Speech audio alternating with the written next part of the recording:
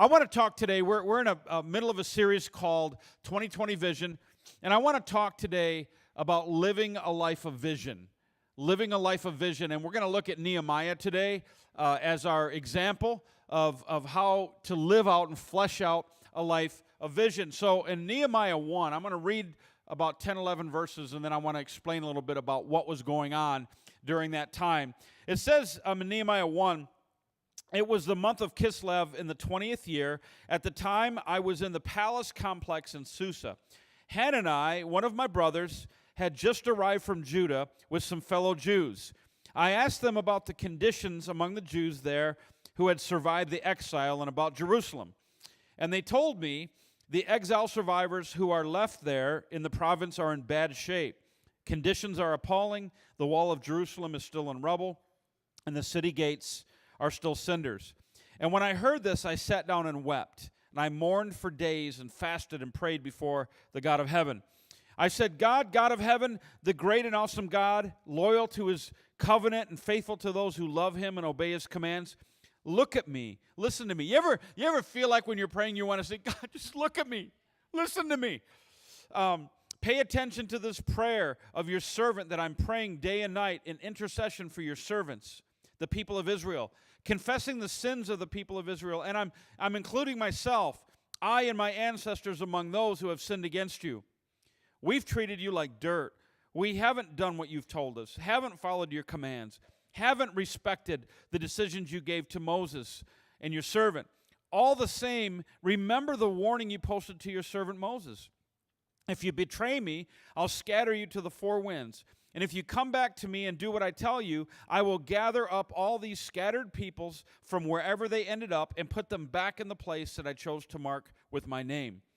Well, there they are, your servants, your people whom you so powerfully and impressively redeemed. Oh, Master, listen to me. Listen to your servant's prayer. And yes, to all your servants who delight in honoring you. And make me successful today so that I get what I want from the king. I was the cupbearer to the king. So let me give you a little history about what took place. So the Babylonians came in and invaded Judah, and they burnt Solomon's temple to the ground. They destroyed the city of Jerusalem, left it in ruins, and they basically kidnapped all of the Jews and brought them into Babylon and against their will, and they were exiles. That was about 70 years they were exiled. Thousands and thousands of people were taken against their will. People like Daniel, Shadrach, Meshach, and Abednego, that you're familiar with those names. In fact, they even wrote songs about that period of their history. Like in Psalm 137, it says, along the banks of Babylon's rivers we sat as exiles, mourning our captivity, and wept with great love for Zion. That's a depressing song, isn't it? You know that had to be country western because they're all depressing, right? So after about 70 years, and the walls had laid in ruins even longer than that, but after 70 years, Cyrus, who was the king of Persia, he had, before that, came in and conquered the Babylonians and basically set up his government, and he gave the Jews permission to go to Jerusalem and rebuild the temple, and that was under a guy named Zerubbabel. Say that 5 times real fast without messing it up. Those exiled Jews came back to Jerusalem and rebuilt the temple, but it wasn't anywhere near the glory of Solomon's temple. And in time, the same thing began to happen as before. The temple wasn't being maintained. They had stopped the sacrifices that they were supposed to have. The Jews were starting to adopt the religious practices from all of the heathen countries that were influencing them. Basically, they weren't serving God. It was just a ritual. They weren't serving God. By the time Nehemiah comes along, the political and social and spiritual conditions of Jerusalem were deplorable. Nehemiah hears this and just gets a burden.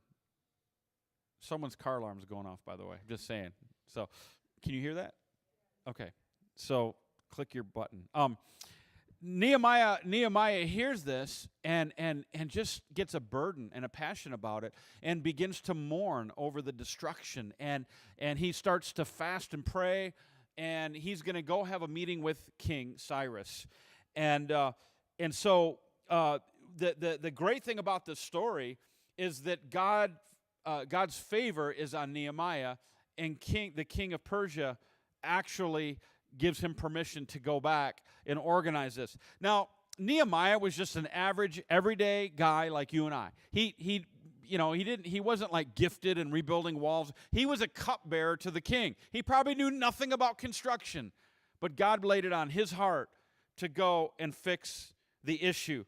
So I want to just tell you today and remind you today that buried deep within our souls is a desire for us to live a life of vision and significance. If I was to say, how many people in here want to lead and live an insignificant life, raise your hand. How many would raise their hand? No. But how many want your life to be significant and purposeful? Raise your hand, right? Everyone. So that's buried in the heart of every one of us. And the reason why is because we were designed to live lives of purpose.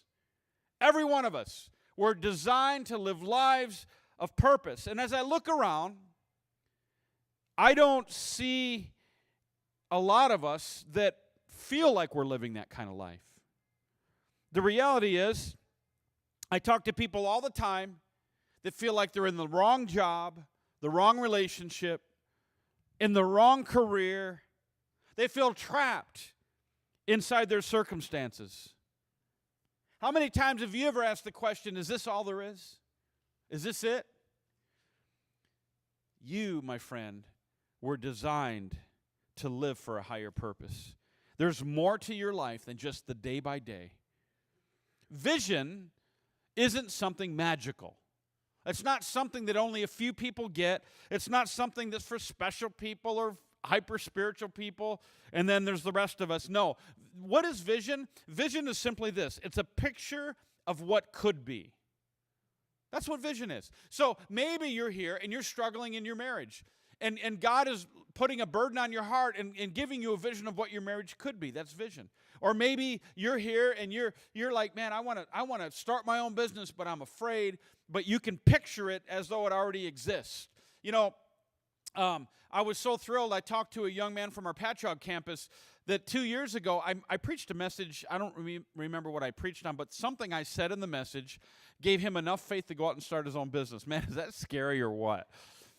And he said, I caught it. I just knew that I could do it. I did it. And he said, it's growing so fast. He said, I can't keep up with it. I need someone to help me with systems and structures to maintain it because I've just had this favor.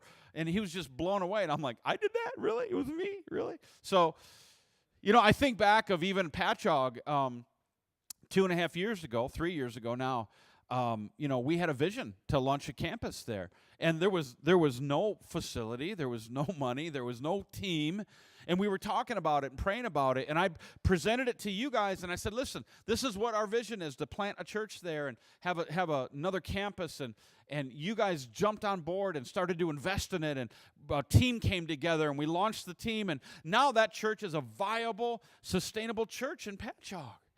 Isn't that? See, that's vision. Even though it doesn't exist, I could see it as though it was already there. But as we started to talk about it and pray about it, we started to make it happen. We started to lay brick, is what we really did in comparison to Nehemiah's story. We started to build the wall, and then it happened. So I want to just encourage you today that vision is a picture. It's a picture that you have in your mind of something that could be. So I'm going to share a couple of thoughts with you today. Number one, vision always stands against what actually exists. Vision always stands against what actually exists. So it's God's plan for your life to have a life of vision. Because when God planned you before you were ever born, it was God's intention that you would be you. You're unique. You were designed to live a life of vision. So in Ephesians, Paul said this. He said, God has made us what we are, and in our union with Christ Jesus, He has created us for a life of good deeds, which He has already prepared for us to do. You know what that verse tells me? That verse tells me that you and I are a product of God's vision. Our lives are a product of that vision. You are God's workmanship. You are a masterpiece. Long before you were born, God envisioned you of what you would be, who you would be, what you would do, And he created you and made you, and now you're a product of that vision. And God has a vision and purpose for your life. To the prophet Jeremiah, God said this, "Before I shaped you in the womb, I knew all about you. Before you saw the light of day, I had holy plans for you, a prophet to the nations. That is what I had in mind for you." Well, if that's good enough for Jeremiah, that's good enough for you and me. Isn't that exciting to know that the God of the universe had something in mind when he created you and I? That's exciting. So if God formed us exactly the way we are, and he had a vision for our life, and there's a purpose for our life, then we have no right to live visionless lives. Right? I think missing out on God's perfect plan for your life must be one of the greatest tragedies on this side of heaven. When we live less than what God has intended for us, when we live under the great promises and the vision and the plan that God has for us, when we come anywhere less than that, that's a tragedy. I'd love to be able to stand before God someday and God just say, "You did it, man." Instead of him saying, "You did okay, but man, this is what I had for you." Can you imagine? Vision fulfills the purpose for which God has made me. It fulfills it. There's a purpose. Just turn to someone and say, "There's a purpose for your life." Some of you don't act like you really believe it. Yeah, there's a purpose for your life. There's a purpose for your life. I'm going to say it so much today, you're going to be sick of hearing it, but you're going to think about it all week.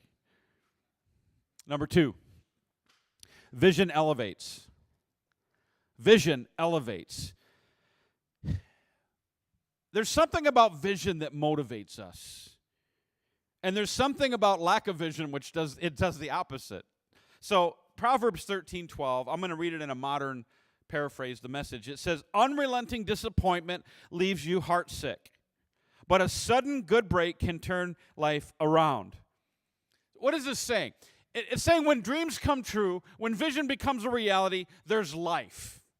There's joy. But when the opposite happens, it makes your heart sick. So you show me someone who's unmotivated, someone who doesn't want to get off the couch or get out of bed in the day because they just have given up and said, "What's the use?" And they're heartsick. You show me someone like that, and I'll show you someone who has a broken vision. And you show me someone who's full of life and passion and energy and excitement and can't wait to get up in the day, and I'll show you someone who's living a life of vision.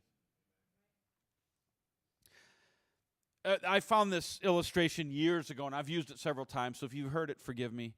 Not really, I don't really care. But it's like this. I want you to get this perspective in your head here. This is so good. So the story is a guy was walking down one of the streets in Manhattan, and he was seeing a church being built, a building. And so it was a structure.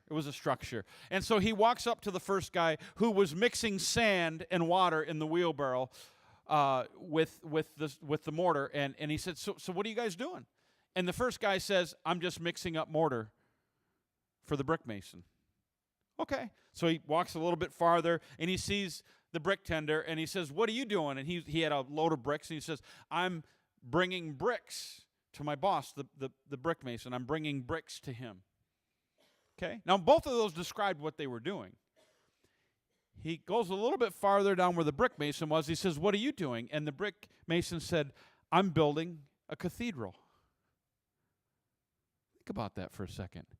Technically, all three of those guys were building a cathedral. But it's and how you look at it. The third guy understood the big vision. Every brick that I'm laying is building a cathedral for God. So the guy mixing the sand could have been saying, "I'm mixing mortar to hold the bricks together that's going to build the cathedral." You know, a lot of people say, well, what about me? I'm in retail, or I'm in construction, or I'm this or I'm that. And how can that be? How can that be building something for God? There's people behind every one of those careers. And this is the thing that's so cool about vision. Vision takes your activities and elevates them. When you have vision, even the mundane things matter. It enables you to look at things differently and to think, man, what I'm doing right here, I've got a shovel and I'm digging a hole. How could that glorify God? But what is that hole for? You know, you might be a mom, and you might be in that baby stage or toddler stage, and you're trapped in the house, and you're changing dirty diapers, and you say, how could this be glorifying God? Well, it can't. You're just in a bad spot. I'm just kidding. I'm just. It stinks, literally. That's bad, right? All the guys are like, yeah, there's nothing good about that. That's just demonic. It's not even from God. That what's in those diapers, that's toxic. There's fumes that could hurt me years later. It's just terrible. So I'll stop, honey. I'm sorry. So, but you reel it in. Thank you. So let me just say, moms, let me just give you a different perspective. So the baby that's doing that to you, that you're changing those diapers, it's bigger than just changing the diapers, because you don't know what that baby's going to grow into. That baby could change the world. That baby could turn the world upside down, and you got to be the one who changed it. Can you imagine the Apostle Paul's mom going, yeah, I used to change his diapers, man. That child could grow up to be a president or a senator or, you know, an evangelist or missionary. And so you see that even the mundane tasks become elevated, and they matter. That's what vision does to you. Why would you want to live any way other than having a life of vision? I don't understand. I've lived the life before where I've not had vision in my life, and it's frustrating. And I'm in a season right now of my life where I'm in my lane, I know what lane I'm in, and I'm walking in perfect step with God, and I can't wait to get out of bed in the morning. It annoys my wife, because when we can sleep in, I'm up before daylight. She's like, why are you getting up? I'm like, I can't lay in bed. I got to do something. Why? It's because there's vision. I just love it. I love the season of life that I'm in. And my prayer for you is that you can't wait to get out of bed and start your day, because you have vision for your life that God has put there. Okay, no one's even hearing me today. Okay, number three. This one is this is sad, because this is how a lot of people live their life. And I'm calling it living your life by default. What do I mean by that? Living your life by default. One of the greatest tragedies of life is that so many people live without ever living out God's vision in their life. So they get discouraged, they get distracted, they start to live their lives driven by money, by convenience, by other people's opinions. When you live your life like that, you're living your life by default. Andy Stanley, the pastor of North Point Church in Atlanta, said this. He said, everybody ends up somewhere in life. A few people end up somewhere on purpose. Those are the ones with vision. Don't you want to end up at the end of your life someplace that was purposed for you by God, that you fulfilled God's purpose, as opposed to, we'll just kind of do what we have to do, and hopefully it all comes together in the end. Because life never works out that way, does it? You want to make plans? You're going to make God laugh. Because life takes a left turn all the time. Living a life on purpose. One of the things I love about Nehemiah in this story is that there were no miracles involved here. It wasn't like he just marched around the city 7 times and the walls appeared.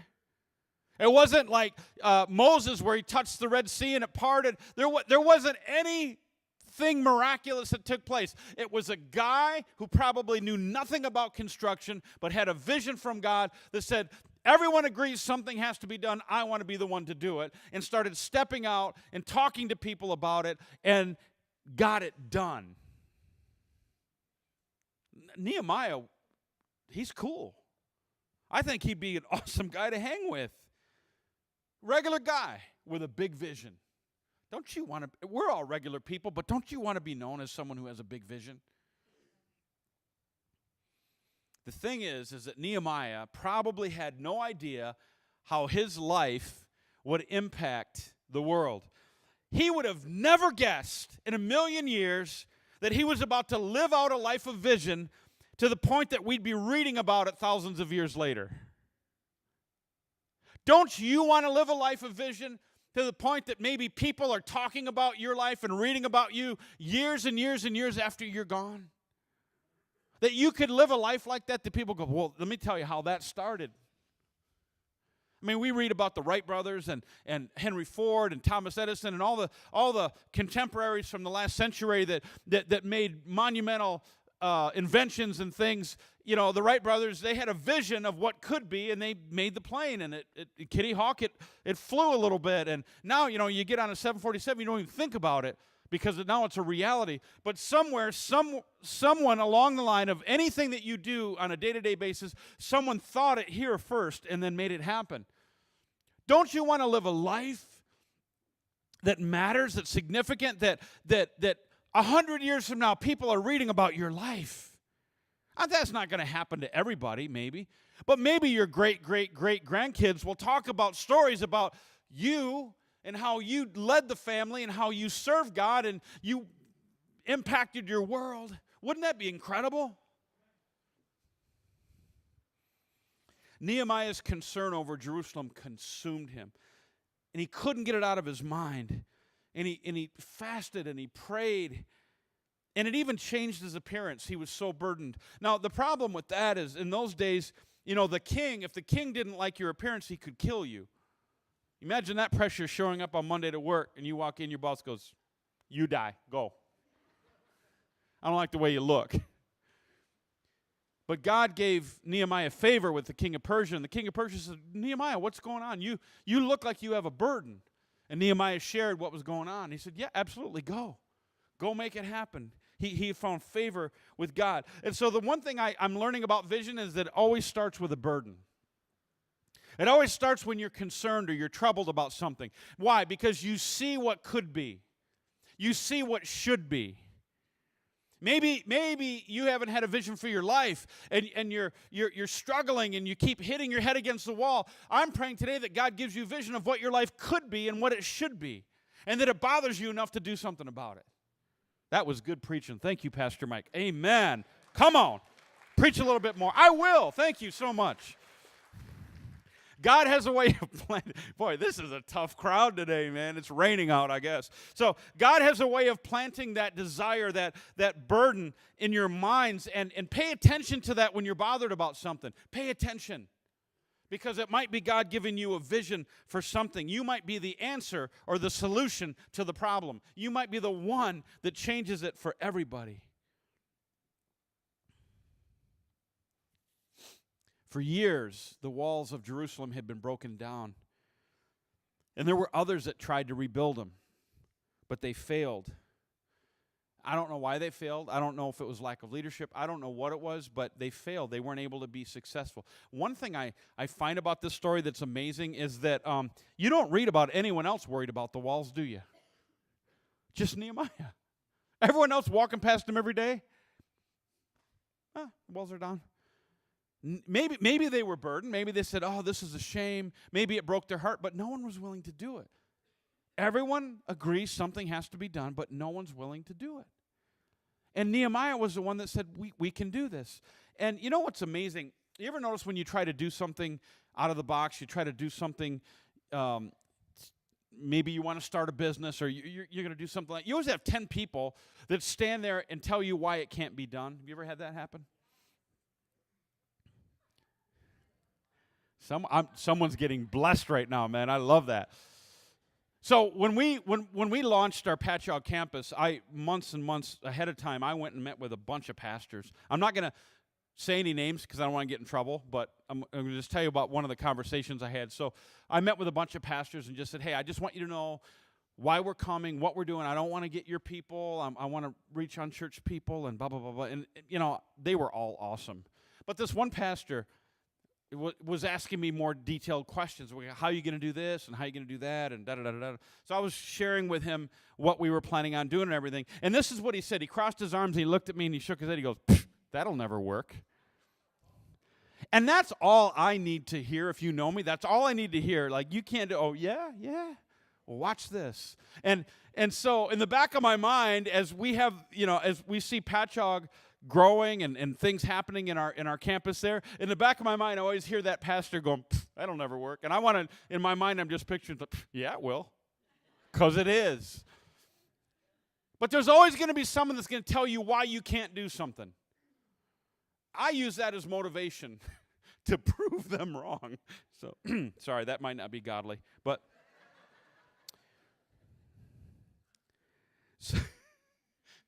so this is the what happened. It says in Nehemiah 6. So on October 2nd, the wall was finished. Just 52 days after we had begun. 52 days. It had laid in ruins, whatever. It was in ruins for many, many, many years. It only took 52 days. And it says, when our enemies and the surrounding nations heard about it, they were frightened and humiliated. They realized this work had been done with the help of our God. Those guys worked with a trowel, laying brick, and with a sword in the other because there were so many people opposing them. Can you imagine showing up on the job site tomorrow with a sword and your Makita drill right here, your DeWalt? Say, I'm ready for any opposition. I love that. Those guys were ready. They were fighting, or they were ready for the threat, but they were getting the wall to 52 days.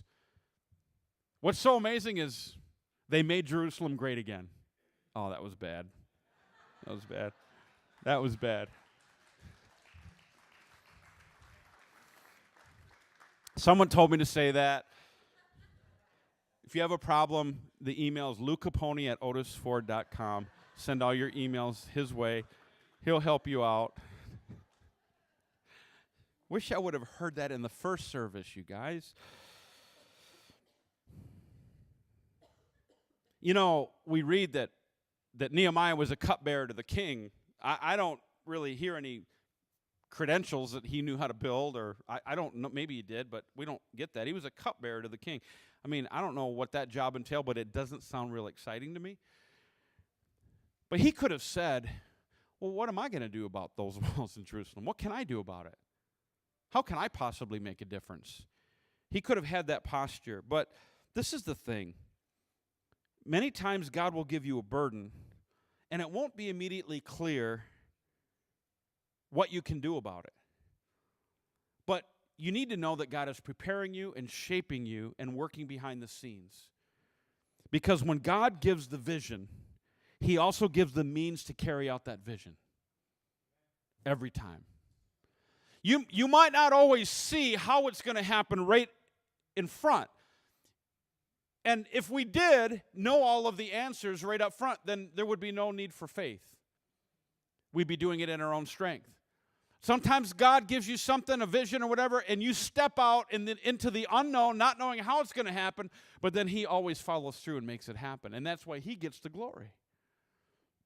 As I close, I'm going to have our worship team come back, and I want to just share with you just a great story that I heard. It happened 100 and something years ago when Russia was still under the rule of czars. And the story goes on to say there was a priest in Russia that was walking along, minding his own business, when a royal guard stopped him at gunpoint.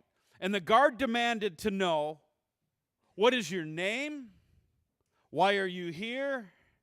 And where are you going? And the priest kind of gazed at the soldier, kind of dumbfounded, and then he asked, soldier, how much do you get paid to do this work? And the soldier was taken back, and he replied, why, I get paid 3 kopecks a month. So I tried to do the equivalent to today's money, and it's literally like 1/8 of a penny to our money today, so it wasn't much. 3 kopecks a month to be a guard. And the priest said this. He said, I'll give you 30 kopecks a month if you stop me every week and ask me these same questions. What is your name? Why are you here? And where are you going? I think those 3 questions are something we should ask ourselves every day. Why am I here? What is my name? And good Lord, where am I going? You were designed to live a life of purpose, my friend.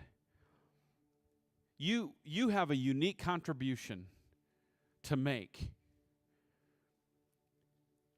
And I want you to pay attention to the burden. Pay attention to the burden. You may say, well, it's impossible. There's no way. No, don't say. You know what? You would have been one of those guys that would have told Nehemiah why he couldn't do it, if that's your posture. You say, well, I don't know how it's going to happen. That's what faith is all about. Pay attention to the burden.